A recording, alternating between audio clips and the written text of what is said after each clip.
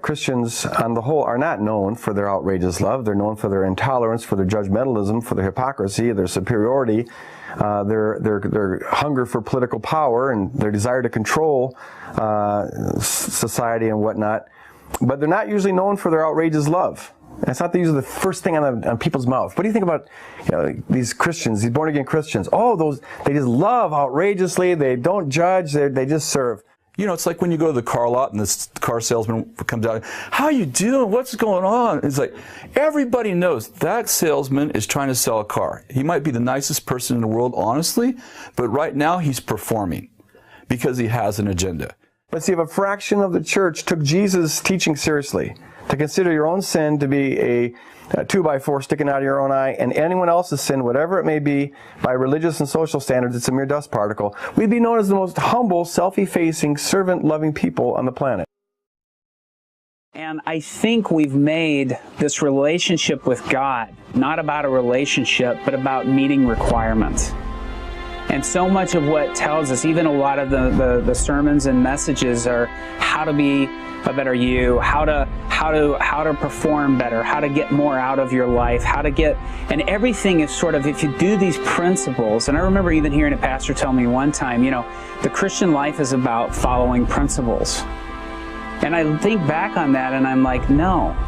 What happens in a love affair, in a relationship, is that in that relationship, I know the person, and I know what they like, and I know what they want, and I know what pleases them, and I do those things because it's motivated by the desire to get closer.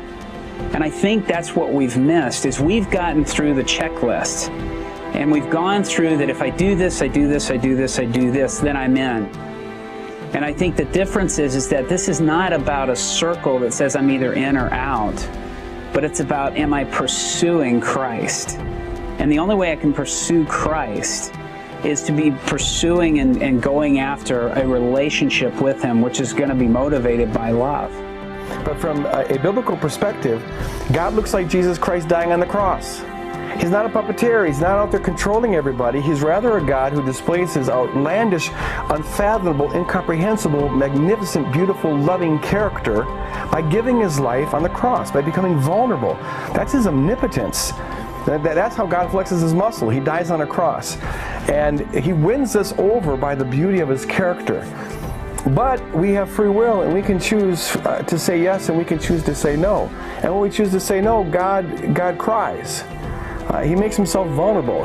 Jesus weeps as He goes into Jerusalem, knowing that they're going to reject Him. And I think that's where we've missed it. And I had a dream many years ago that totally revolutionized my theology. It totally changed how I think of doing church. I grew up in church, and I grew up in a keep this, keep this, keep this, and this is what you are. I saw the Lord show me this picture of this church filled with drug addicts, with prostitutes, with drug dealers, with gangbangers, with people from all different sorts of crime life. And they were in this church, and they were doing everything wrong. They were having sex in the pews. They were drinking. They were doing drugs in the pews. They were selling drugs to each other. They were doing everything they were doing was wrong. They were fighting. And I was trying to stop all that. And I remember at one point I hollered out and I said, if you're not going to honor God's house and respect His house, then get out. Exactly what probably the majority of pastors or leaders would say. And I remember the Lord speaking back to me so clearly and saying, why would you send away what I've sent in? Why would you send away what you've been asking for? And I said, God, I didn't ask for this. And He said, you asked me for the lost. And He said, now, keep it simple, love them, and let me change them. And that completely revolutionized how I thought of church and how I saw evangelism and everything. And it wasn't about pointing out to people what they were and were not doing, but what Christ was inviting them to. Love me, and I'll change you. Love me, pursue me, and I'll do all the hard stuff. I just want you coming after me. I started this movie wanting to see if God's love could exist in even the darkest of places. I knew that He loved us, but I was wholly unprepared for the tenacity, the patience, and the sheer power of God's love for all of us.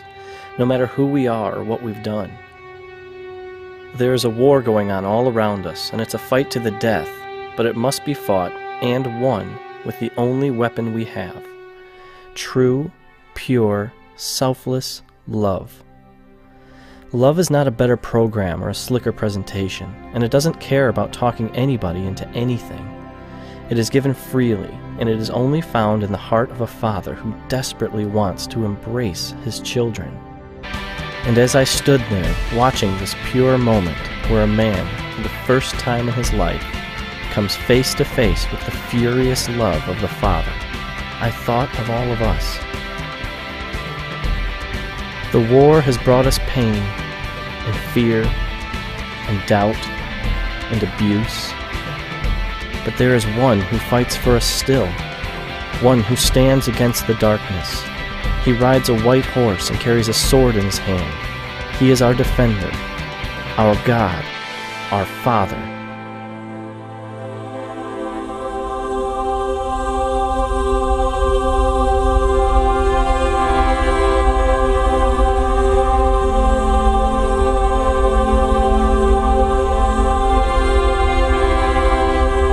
And I saw that when you encounter the full brunt of the love of our Daddy, when all falls away and you are alone and only love stands in front of you, you can do nothing else but bow before the King.